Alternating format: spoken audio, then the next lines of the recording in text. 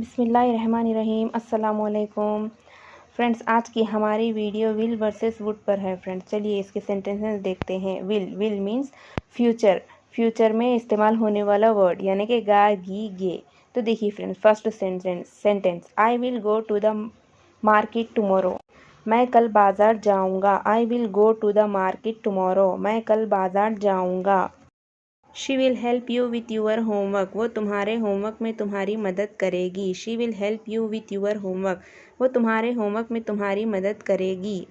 It will rain later today. आज बाद में बारिश होगी। It will rain later today. आज बाद में बारिश होगी। We will visit our grandparents next month. हम अगले महीने अपने नाना नानी से मिलने जाएंगे। We will visit our grandparents next month. हम अगले महीने अपने नाना नानी से मिलने जाएंगे। Would sentences. If I had $1,000,000, I would travel the world. अगर मेरे पास 10 लाख डॉलर होते तो मैं दुनिया का सफ़र करता। If I had $1,000,000, I would travel the world. अगर मेरे पास 10 लाख डॉलर होते तो मैं दुनिया का सफ़र करता। Next, When I was a child, I would often play in the park. जब मैं बच्चा था तो मैं अक्सर पार्क में खेला करता था।